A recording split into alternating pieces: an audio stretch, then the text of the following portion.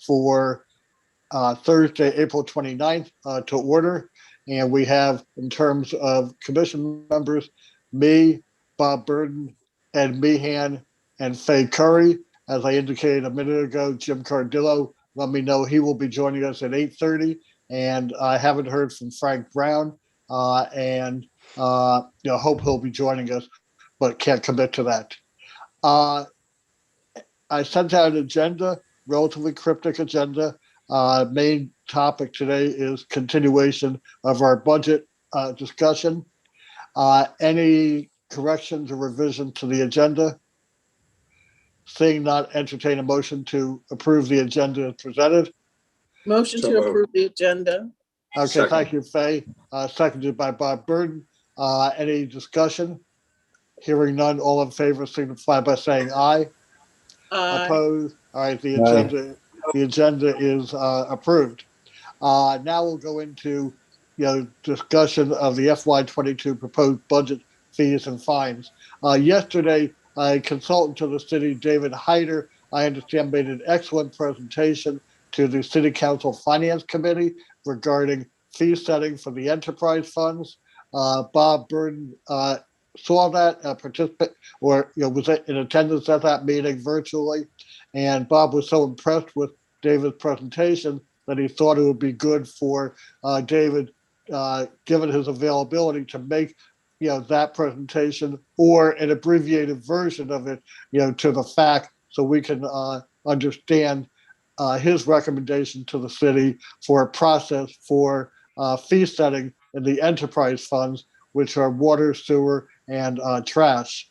And last night, I apologize for the lateness in sending it out, but I sent you all the enterprise fund rate studies that David prepared and delivered to the Finance Committee yesterday. And I see that David is sharing screen with that presentation. David, how long do you anticipate your presentation will take? I can go through it quickly. I can probably do it in 15 minutes, 20 That would minutes. be great. If you can keep it to about 15 minutes, Okay. that would be great. And then if there are questions, we find we need to continue on, we can, but we got a lot to talk about in a short period of time. So, Sure. David, I'd like you to take over the floor now. Introduce yourself, what your role is with the city, and what you've done. So, Thank you very much for being with us, David. Yeah, well, thank you for having me. So again, my name's David Hyder. I'm a senior principal with Stantec, and I've actually worked with the city, I guess, for almost 11 years now, helping to conduct utility rate studies. So looking at the cost of service, we maintain financial models that help look at the long term and do planning for the enterprise funds. And so what I have today is a presentation that just takes you through our look at those enterprise funds for water, stormwater, sewer, refuse for this particular year, fiscal year 2022, and what we've done to help set or recommend those fee adjustments. And so I'll go through each of these enterprise funds. But before I do, I just wanted to kind of set the context of how we do the analysis. And that's really developing the financial plan, which consists of three main focus areas. The first is developing really the cost over a 10-year period. So that's the revenue requirements. And that includes the operating expenses, existing debt payments, future debt payments, capital. So really developing a 10-year look ahead of the cost of providing the service within each of the enterprise funds. The next thing we do is look at a revenue forecast. And so based on the demands that are anticipated and the customer counts, we develop a revenue forecast with the current rates to say, okay, are these rates sufficient to meet those revenue requirements we've identified in the financial model? And then based on that revenue sufficiency, we can evaluate that against some targets and key metrics that we have, whether those be minimum reserve balances or within the water and sewer fund in particular, we need to make sure we're meeting the debt service requirements. And so I'll jump forward and start talking about water and sewer enterprise fund. And so this is just a picture of the fiscal year 2022 water revenue requirement. You can see the various components that make up the cost of providing service, about 50% being operating maintenance. And then we have pay-go capital and existing debt. And then on the sewer side, there's no pay-go capital. There's just operating and maintenance expenses in this particular year anyways, and existing debt service. So most of it is operating and maintenance, about 6.4 million. And then what we do is we essentially, as I mentioned, take that 10-year look ahead. So this is taking that fiscal year 2022 budget and forecasting that forward. We use various escalation factors on a line item basis. So we have our operating expenses, we have our capital expenses going forward. So cash funded capital, existing debt, any projected debt. We ultimately sum that up and that gives us our total expenses for the water system. So for water, it's 9.65 in 2022. We forecast that up to about 13 million by fiscal 31. Then the next important thing to do is look at the revenue sufficiency. So are the current revenues generated by water rates sufficient to meet those expenditures? And you will note that we are forecasting with current fees that we'll see a gradual erosion of revenues because we generally do see people using less and less water on a per account basis. So similarly on the sewer side, do the exact same forecast. On the sewer, the results are that in fiscal year 2022, our revenues are actually a little bit higher than our expenditures, but that does flip going forward to where our revenues do not meet our expenditures in each of the future years.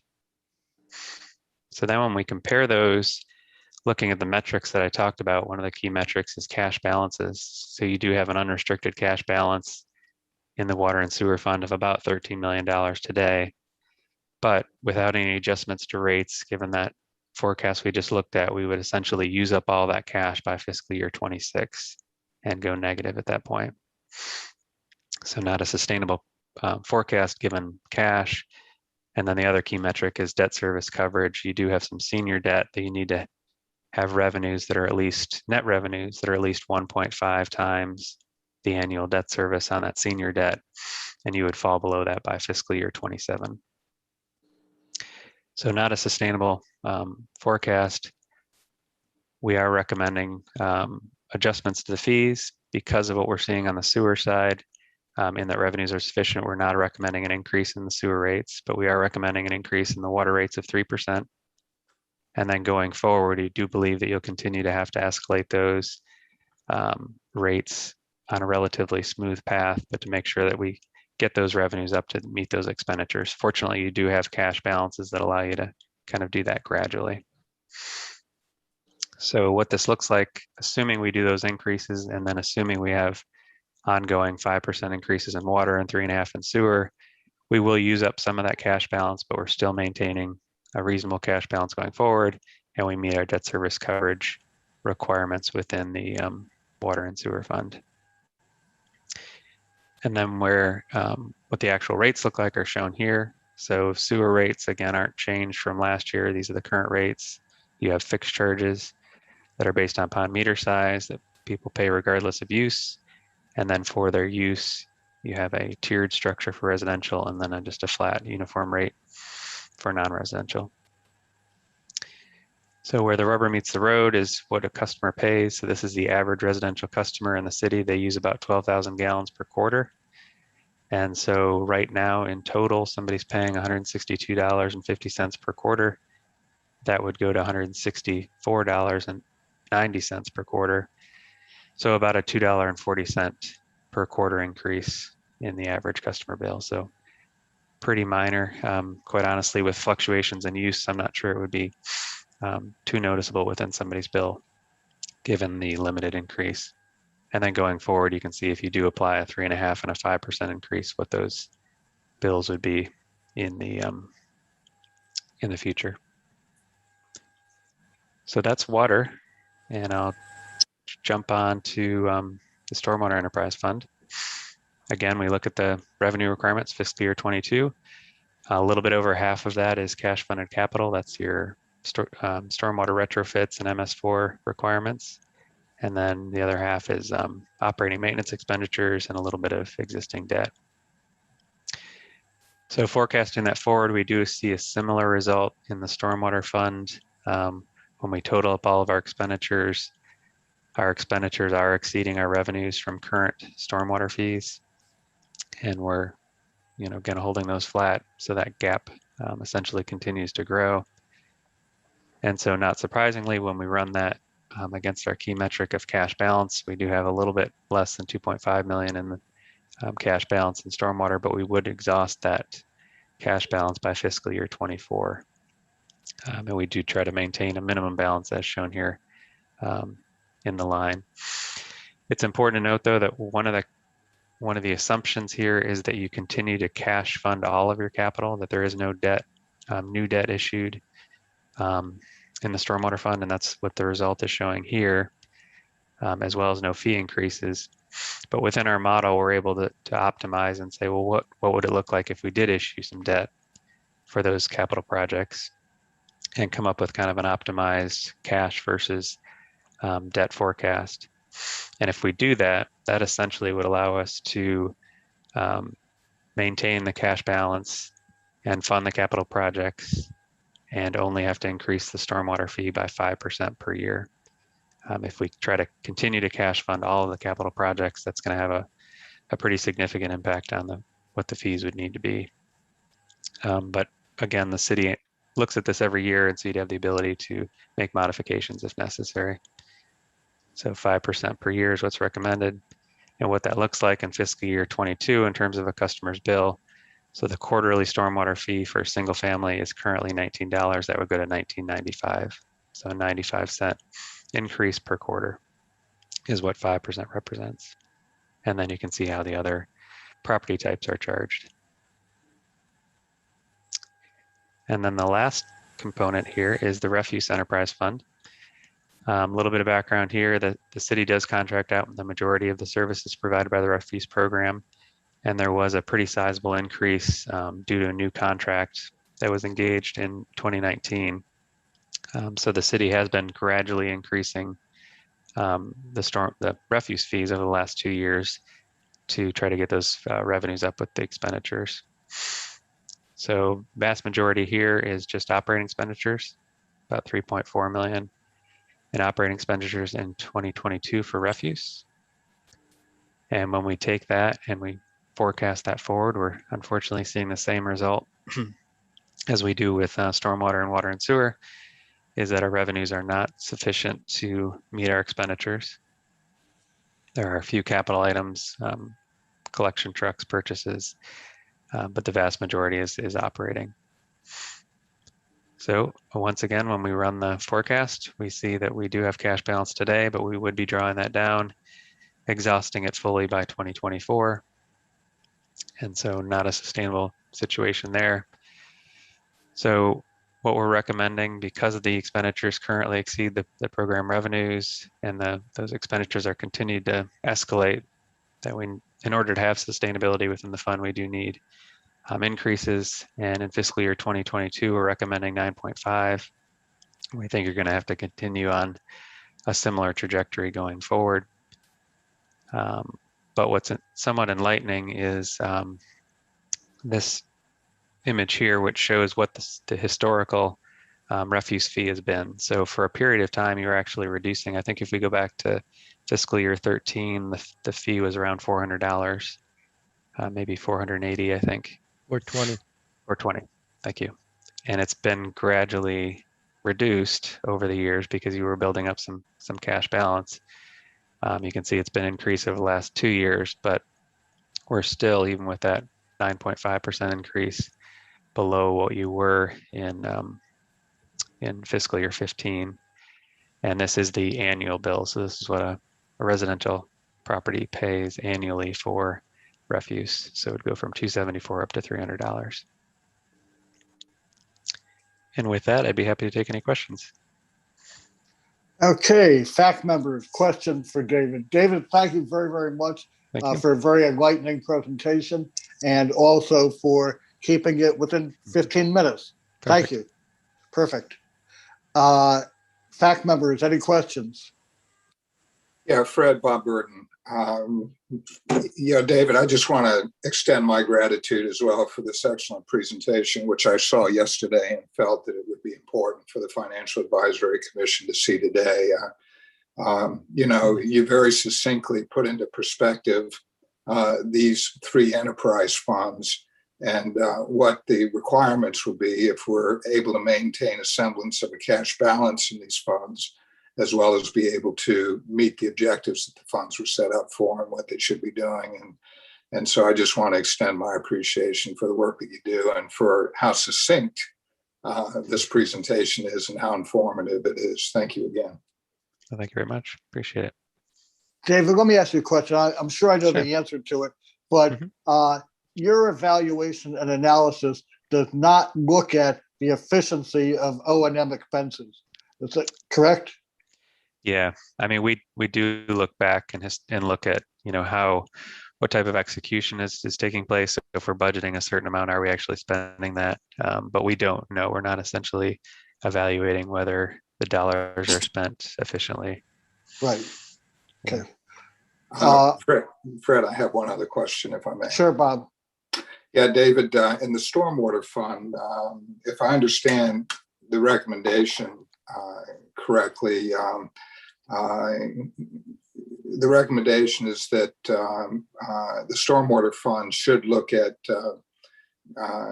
acquiring some additional debt to be able to underwrite the initiatives and the objectives of the fund, and doing so would maintain the rate increases to some reasonable level, I think around 5%. Is that correct? Yeah, that's correct. Yep. Okay. Ross, I think this is something down the road that your finance committee and the FAC may want to discuss, because, we do have a debt limit ceiling that Davenport gave a presentation on and so forth. And if we did go to the bond market to be able to underwrite some of the initiatives in the Stormwater Fund, how would that impact our debt capacity, and bumping up against that 12% cap? So that's just a thought I want to put out there. I take your point. On the other hand, bond funding has the traditional generational equity. I mean, these are projects that last over a long period of time. And as David said, we clearly couldn't fund this out of cash. We just don't have enough cash. We're now entering the implementation phase of a lot of the watershed improvement projects, some of which are grant funded and private sector funded, but a lot of which are city funded, and we just don't have the cash. So I think we will have to go to bonds, and then we're going to have to figure out how that fits into the whole overall bond structure. Thank you, Ross. I think that both you and I are on the same page on that. I just wanted to put that out there for thought. Thank you. Chairman, I don't know if you can see my hand or not. Yes, I can. Now I can. David, can you take away the share screen so we can see? I can see the participants. Thank you. Okay. No problem. So I wanted to elaborate there.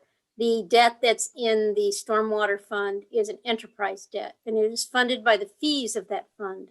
And it will not impact or go into the consideration of the Davenport presentation that you saw the other day. That's only considering general fund funded debt, not the enterprise funded debt. All that enterprise funded debt is completely funded by the fees that we collect on our utility billings. Thank you, Jody. That's what I thought, but I appreciate you clarifying it. Other questions for David Hyder or about his presentation? If not, David, again, thank you very, very much for being with us early this morning on very short notice. You're welcome to stay, or probably more importantly, you're welcome to leave if you'd like. I appreciate the opportunity. Thank you. Thank you. Be well. All right. Thanks. You too. Okay. David, yes, Jody. I also thought about something else that on the Watershed Fund, which is same as the Stormwater Fund, that's collected a large cash balance because we began charging the fees a few years ago, but the capital projects they're intending to fund have taken a while to get started. And the city is just now finishing the study and putting its projects in order of priority to get started. So capital improvements are just getting kicked off, which which is necessitating the increased need for debt, and we'll move forward, not just using cash. but Okay, using thank debt. you. Hey, thanks, Jody. Appreciate that explanation. Okay, other questions or comments on that? If not, we'll move on. And again, David, thank you for the 18th time again. Thank you. Bye-bye. Goodbye. David talked about fee setting for the enterprise funds. Just in case there are any questions, is Sally still here? Yeah, I see Sally's, there she is. Okay, Sally, as I understand it from our last meeting, at least with respect to the fees, every department was asked to evaluate, the current level of fees to determine whether those fees reasonably compensate the city for the services provided in administering whatever particular regulatory program that department administers. And then the departments were asked to make recommendations, if any were needed, to increase or decrease fees so they fairly reflect the cost of providing services. Is that accurate? Yes, that's right. Okay. Is there anything in particular you might want to add about the process you went through and what the department told you about fees for the coming year? No, I mean, that's about covers it. Really, what we were doing was mostly cleanup to make sure what was in the code match what's in the fee schedule, and that all the fees are listed correctly. We also changed one of our procedures, which is that now for public hearings, we require the applicant to pay the bill to the newspaper. But this causes a lot of confusion, and if the applicant doesn't pay, then the ad doesn't run, and then we can't hold the public hearing. So we decided we're just going to pay the cost of the ad, but we're going to raise our fees to cover that cost. So that's the increase in some of the Title 21 fees. Okay. Anybody have any questions about fees? Yes, Bob. Yeah, with David's recent presentation and the recommendations that are made in that presentation, Jody or Ross or Sally, where does the budget that's proposed for FY22, is that incorporating some of those recommendations, or how are those recommendations being received and applied, I guess is my question. Yes, Which recommendations? The David Hyder recommendations? Yes, that's correct. For the 3 enterprise funds and what their fee structures should be. yes, so we use Mr. Hyder's analysis and set our fees accordingly in the budget, meaning he's using our projected expenses in his analysis, and we give him the most updated budget information, right up to the time we're getting ready to finish the proposed book. We give him revised expenditures. He works them into his very complicated analysis, and he comes out with these fee increases, and that is what we have implemented in the fee schedule to compensate. So you will see his fees in the fee schedule. I'm not sure water and sewer usage fees are actually in the fee schedule. I think they are. We update those as well. So those are part of the changes you see in the fee schedule. Okay, thank you. Okay. Anybody have any questions of Sally Nash about her process for departmental reevaluation of the fees that they administer?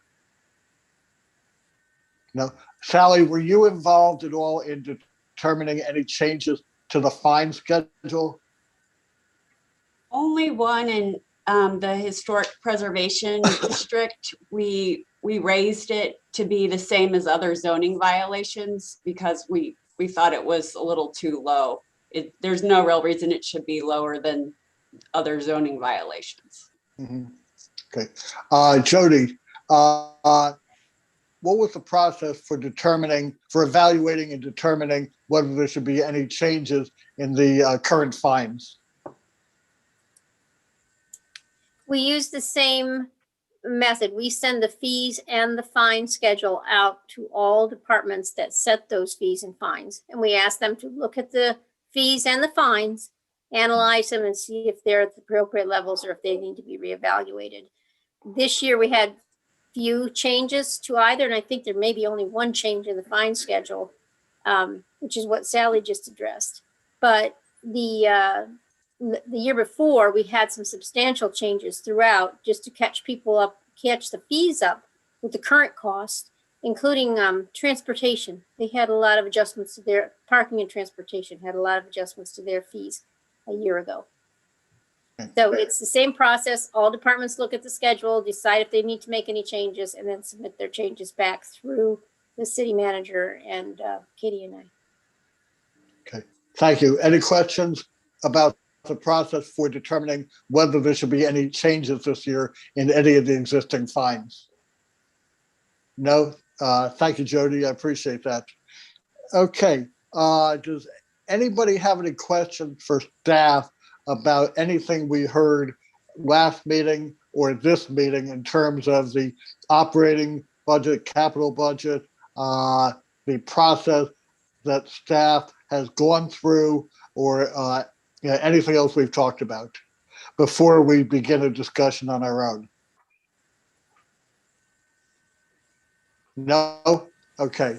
Again, Jody and staff, thank you very much for the good presentations, the good materials, the good budget, etc., and the hard work. I know and I think we all appreciate that. What I'd like to do now is have the FAC engage in a discussion about what we've heard and what, if any, recommendations or position we should take with respect to this budget to the city council. And I'm going to ask Bob to start off because he, after our last meeting, sent me, which I forwarded to FAC members, very thoughtful memo expressing some concerns that he had. I'd like him to kind of share them with us again. And I think the major thrust of it was that while the city and staff have done a great job in challenging times this year with managing the budget, managing funds, we can't let our guard down because next year could be just as challenging or more challenging if some of the grant funding sources go away or when they go away, and that this year's budget really didn't do anything or didn't do much to address structural deficits or deficiencies in the budget. But Bob, I don't want to usurp your words. Let me turn it over to you for a couple minutes and kind of share your thoughts. Yes, and thank you for passing that along to the other FAC members. Again, I want to echo your appreciation for what the administration has done at a very difficult time. There's no question about it. My concern is that there's still structural deficit issue problems that need to be addressed long term. I'm really uncertain as to what extent the 2022 budget has been able to tackle those longer term issues. And I did not want the city to lose sight that, we still have, some challenges ahead, that need to be addressed. And these challenges have been discussed throughout the year in the FAC. We have certainly benefited from the federal funds and supports that have come in to help the city and other municipalities across the country manage this very difficult economic environment. There's just a lot of uncertainty out there, though, still. We just don't know what the bounce back is going to be.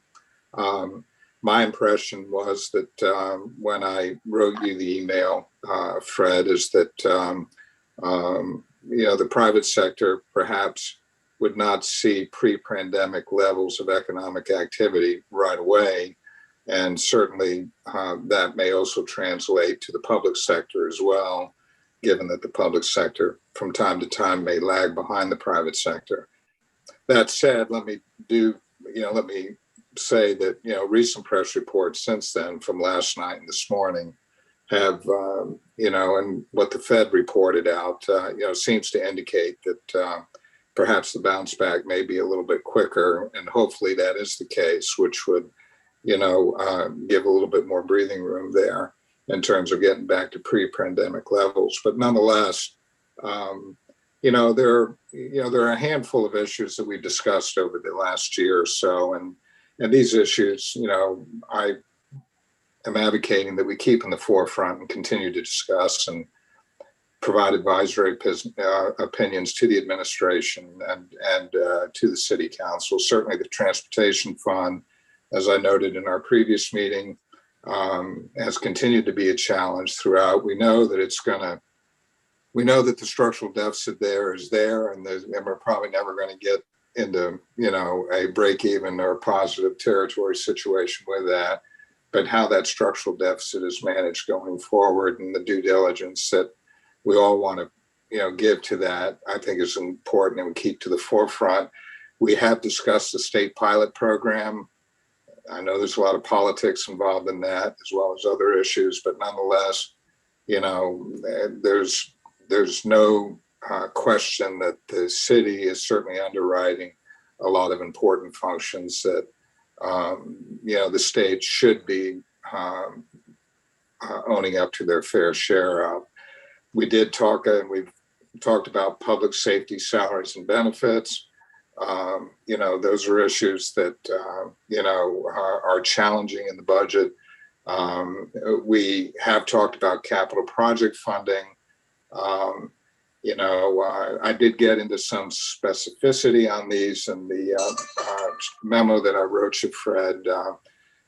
Certainly we have union negotiations that are going to be critical, that are up and coming, and my understanding is through the charter that the FAC has that we can be engaged in providing advisory opinions and guidance as to some of those negotiations, and certainly we would want to encourage. I would think that these negotiations seek to get salary and benefits expenses more under control. There has been some discussion about shared responsibility with the county and the city on public safety issues. I would assume those discussions are still ongoing, and feel that the FAC should continue to be engaged and supporting the city and finding what opportunities may exist there. And certainly we have discussed in the past and even recommended to the city in the past, when it comes to benefit programs, that the city should start considering a gradual transition from defined benefit to defined contribution, to help get some of these expenses as it pertains to benefits more so under management or manageable control, because we've certainly seen some significant increases in those areas over the last couple of years since the last union negotiation completed not quite 4 years ago.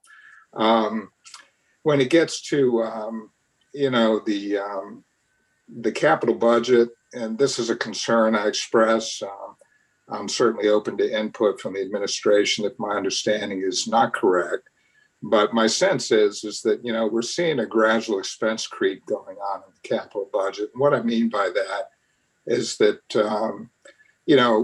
Fred, you and I have been involved in this for about 15 years now, and we've watched this, and I think we've gone from an 8% cap to a 10% cap to a 12% cap on percentage of debt, to operating expenses. And, in response to that and trying to stabilize that percentage of debt expenditures to operating expenditures, we've recommended that there be a more thorough prioritization process put in place.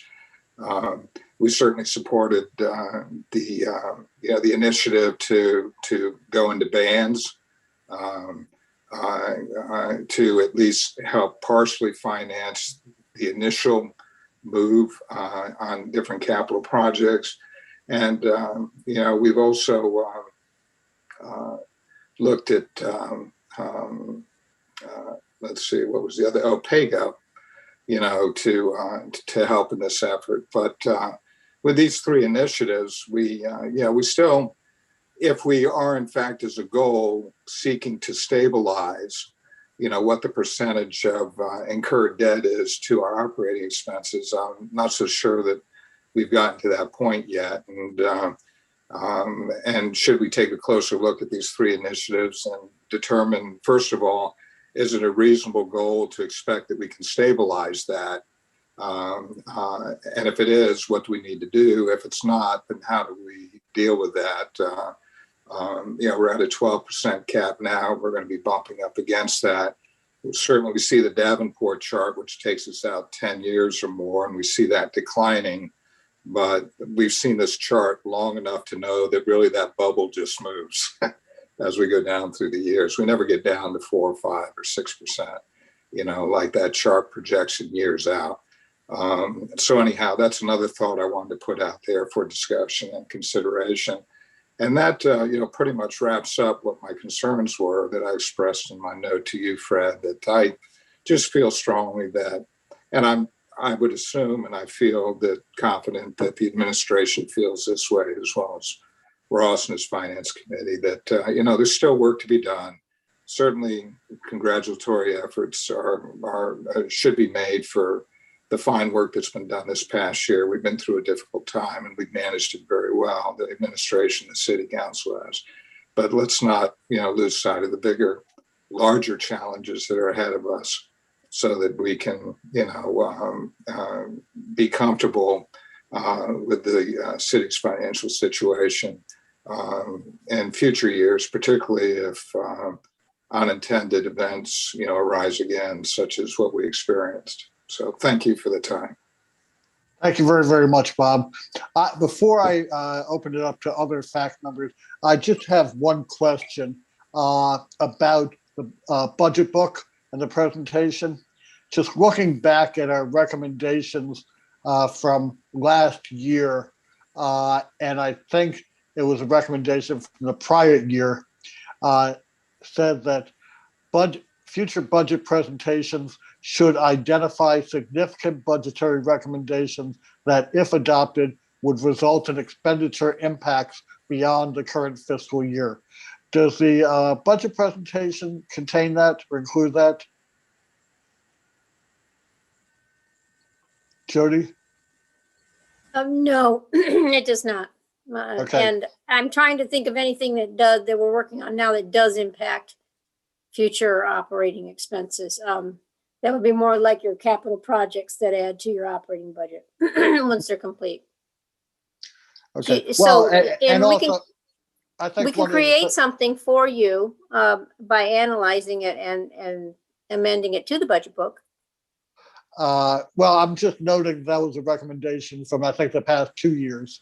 And it's like in the context of if you're adding new grant-funded positions and those positions are expected to continue beyond the life of the grant, well, that would be, a budget recommendation or a budget change that, if adopted, may have an impact beyond the fiscal year in terms of general fund sorts of funding. So anyway, that, so if it is not in this year's, which you confirmed that it's not, you can probably see that as a recommendation again for next year. So, okay, other fact members. Jim, welcome. And thank you. Good morning. Good morning. Good morning. Okay, I'd like to turn it over to any of the other fact members who may choose to comment. Do I see any hands raised? No? Okay. So, and let me say, Bob, go ahead. No, I was just, the observations that I made, please, I would like honest feedback from Ross and Jody and David, whether my observations, have merit or whether they might need to be more informed, or, what are your thoughts there? David. First, Bob, we really appreciate your comments, and I wish the full council was here. And I'm glad that Ross is, but I wish the full council was here and you could hear your comments, because we too are concerned about the budget, but we're really concerned about FY23. And I'm happy that we're going to have some ARPA money to carry over, but I think that 22 we're pretty confident about how things are going to go, and it's a very conservative budget. And even with the slow recovery, we feel like with that ARPA money that's left over for 23, that 23 will be an okay year as well. But my fear is that with that pot of money sitting there, that it's going to be used for other purposes. And I really hope that doesn't happen. And Ross and I have talked about that. And I think he's going to help with that effort as well, because he has even bigger concerns, I think, for 23 than I do. But I think we need to spend the next year, 22, setting the stage for reducing the structural deficit in 23. We still have big COVID impacts in 22. And so I think we're going to make it through, but I think we need to really do the hard work that needs to be done to start reducing that. And that includes the labor negotiations that we're facing for a new labor agreement. As far as the CIP goes, I think we've kind of stabilized at 11%. I think that's, I guess my feeling is that's a pretty good number to be at, especially considering the state of our infrastructure and the fact that a lot of it's old and needs to be recapitalized. And I think if we can stay at that 11%, that's a pretty good number to be at. We've kind of paused the CIP this year.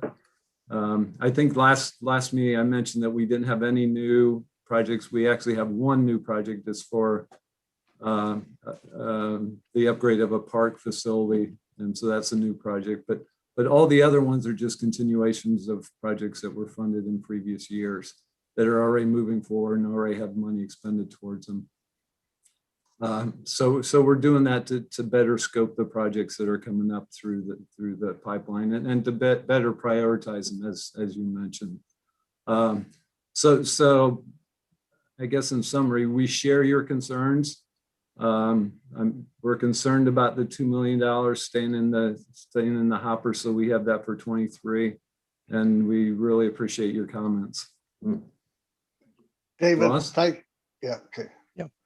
So first of all, I want to congratulate the administration. I think they've, and not just this year, over several years, with the advent of our finance director, I think we've put together incredibly good budgets. They're very conservative, and the amount of information, and special kudos to Katie.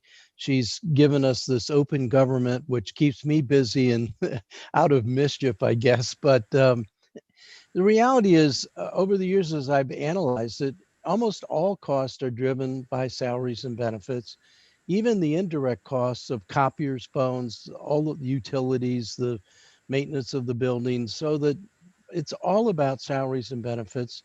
And that's all about really the contract negotiations.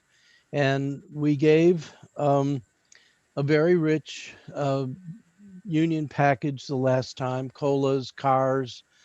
Our step increases are very large, and they come early, which means that we boost everybody up to a relatively high salary early in their careers. And that's what we have to address. That is the structural deficit.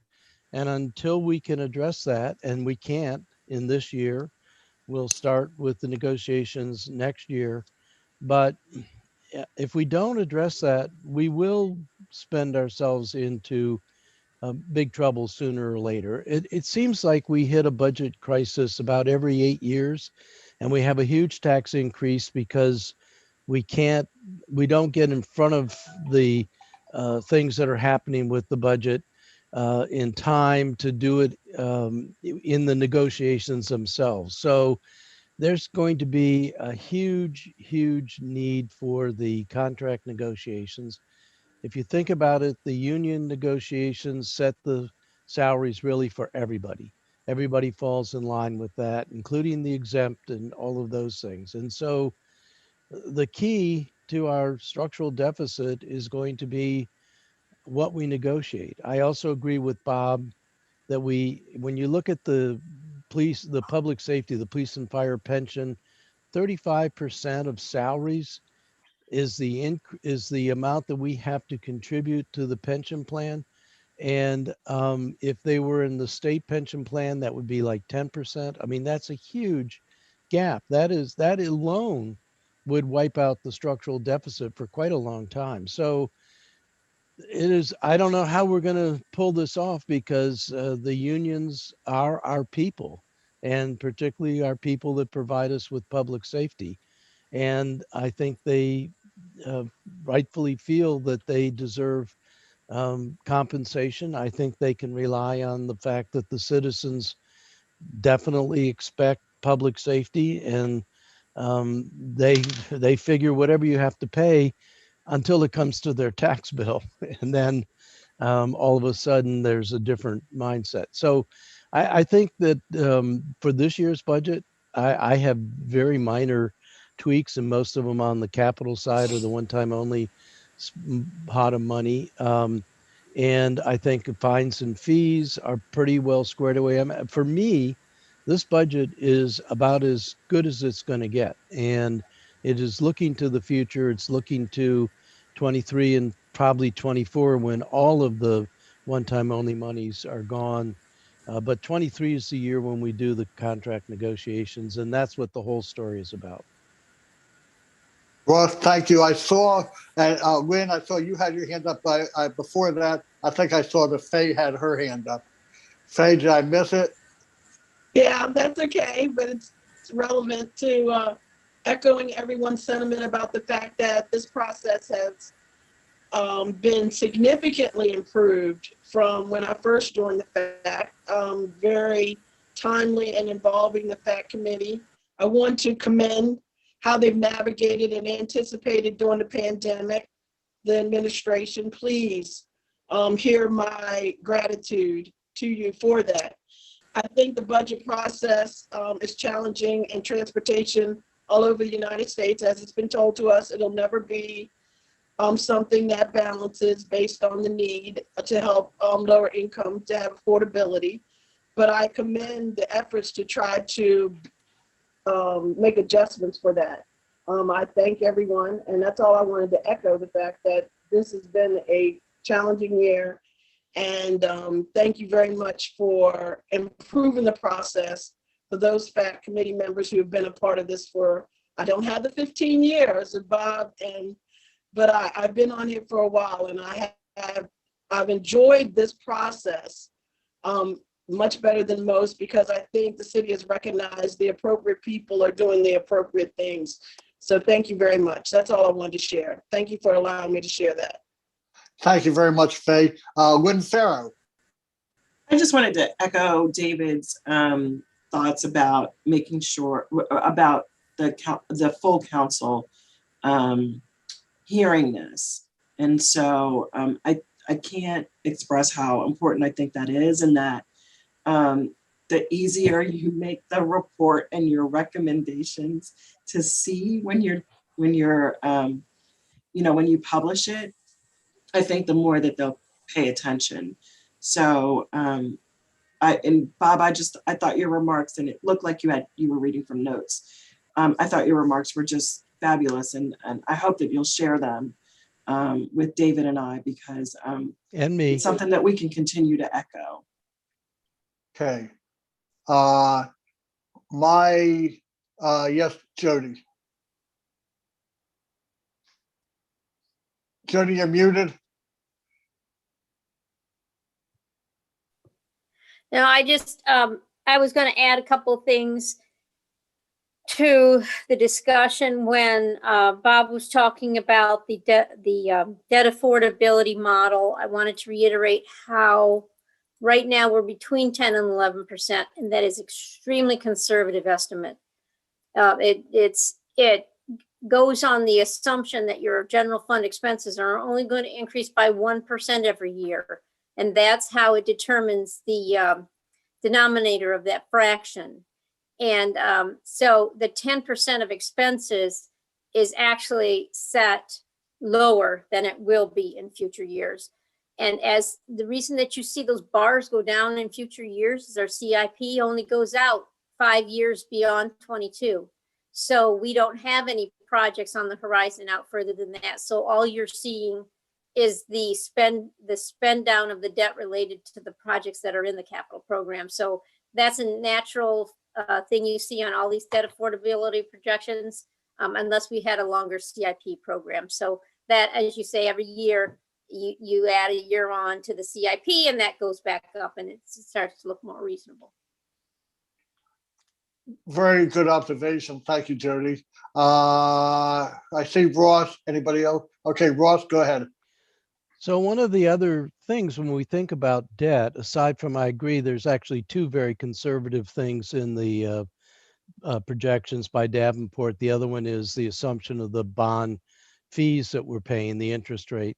But one of the things that I keep grappling with is while the bond rates are low, that really is the time when you want to lock in your debt.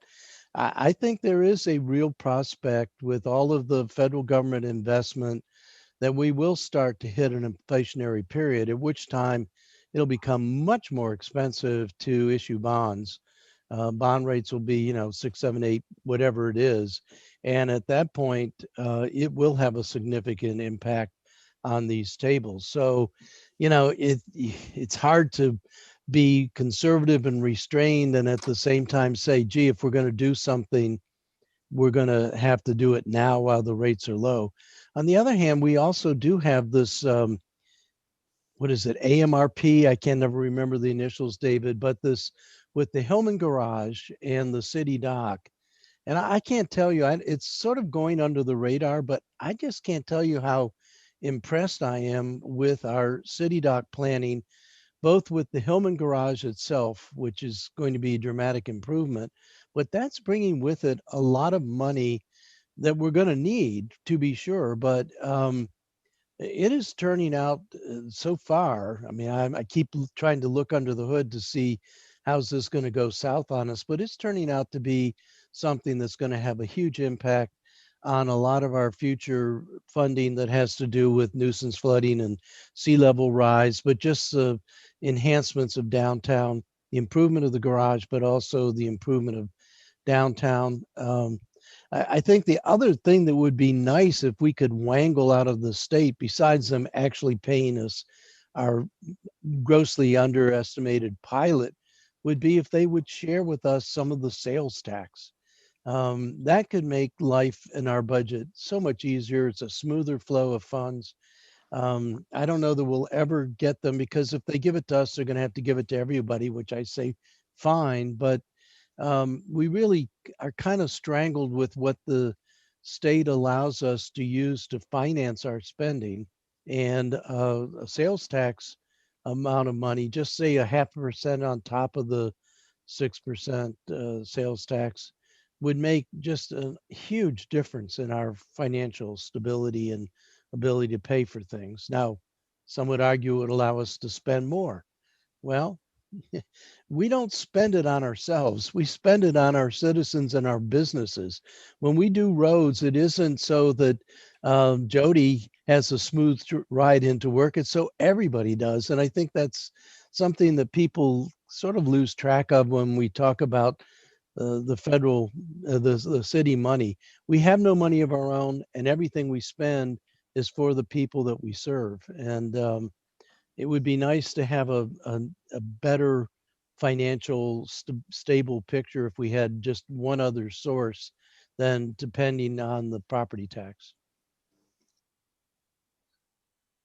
Thank you for those comments, Russ. Other comments, fact members or staff? If not, I'm talking to commission members now. I haven't heard anybody object to or take issue with the tenor of Bob's comments. Does anybody, any fact member, take issue with the substance or tenor of Bob's comments? If not, here's my suggestion. My suggestion is that we prepare a letter/report or letter to the city council along the lines of Bob's comments and other things we've heard, generally supporting the budget, but expressing the cautionary notes that we've kind of talked about today, that I'm willing to take a draft of that letter, and then I would ask Bob to take it and do his revisions in case I haven't accurately captured, some of the things that we've talked about, or if he feels that it needs to be enhanced at all. And then once he and I are satisfied with it, hopefully I will try and do it on Sunday morning, get it to him. Hopefully, I don't know your schedule, Bob, but he'll be able to turn around pretty quickly. Yeah. We get it out to the fact members for their review and comment, and then we have a 10-minute special meeting next Thursday morning to approve it. I'm of the view that, being the government attorney guy that I am, that we really can't take action by email, that we have to take action as a body. And I want to make sure that, we do it right. So my suggestion is that we have a very brief special meeting, next Thursday at 8 o'clock by Zoom, for the limited purpose of, considering and approving the letter to the city council so that we can get it distributed in a timely manner. Any comments or objection to that proposal? None. If not, I'll entertain. Sounds great. I'll entertain a motion from somebody to proceed in that direction. Just a second, Fred. I'm just pulling up my calendar here because I know I have. This would be on the 6th, right? 1, 2, 3, 4. Yes, 6. Okay, and that would be at 8 o'clock in the morning. Yes, for very few minutes. Okay, yeah, I'll be fine. I just have something about 8:30, 8:40 on that Thursday morning. Hopefully, everybody will have had an opportunity to review what I send them based on your and my work. And if anybody has any edits or revision, I can incorporate them, get it back out, so that everybody in their own mind will know that they are comfortable with it. So it should be a pro forma action on the at the special meeting. So Bob, did I hear you make a motion to proceed? Oh wait, Jody. I wanted to ask if you're expecting staff to be at next Thursday's meeting. No. Okay, so no staff. And anybody who wants to attend is welcome. But as far as I'm concerned, this is the culmination, and we're just doing it for the purpose of taking a formal vote, as I think we're required to do, to approve the letter to the city council. Okay, and so I feel bad about the thing you've asked for 2 years that we have failed to provide for you in the budget book. I'm going to try to put something together before your meeting for next week, so at least you'll have something in front of you when you do your final comments. I know it's pointless. It's not going to give you a lot of benefit now, but well, if I don't do it and get it into the book in some way, I'm afraid it will drop through again next year, and it won't get into the draft. Look, I'll leave that up to you, but if there's not something in there, then the comment's going to be in the letter again. Right. Okay. Well, and I don't mind the comment going into the letter. It's deserved, but I just want you to have something to look at so you know what's in our budget that impacts future operating expenses. Okay. Fair enough. I appreciate that, Jody. Thanks really for your support as you have throughout the whole process. So I heard Bob Burden make the motion to proceed as I suggested. Was there a second to that? Jim Cardillo, second. Yes. Any discussion? Any discussion? Hearing none, all commission members in favor signify by saying aye. Aye. Opposed? Aye. Opposed? No. All right. Then I have my work for Sunday, hopefully no more than Sunday morning, planned out. Bob, you can expect to see something from me by early afternoon on Sunday, and then I'll wait to get something back from you. Okay, sounds good. Right. Anything else for the good of the order? Yes, David. Just some real quick, and this is just a suggestion, and that is, please don't be too rough on the state in your comments, because they were actually pretty good to us this year. So they're expected to provide $750,000 per year. They're actually providing $760,500 for the pilot. But even more importantly is they're giving us about somewhere between $2.5 and $3 million towards our CAP.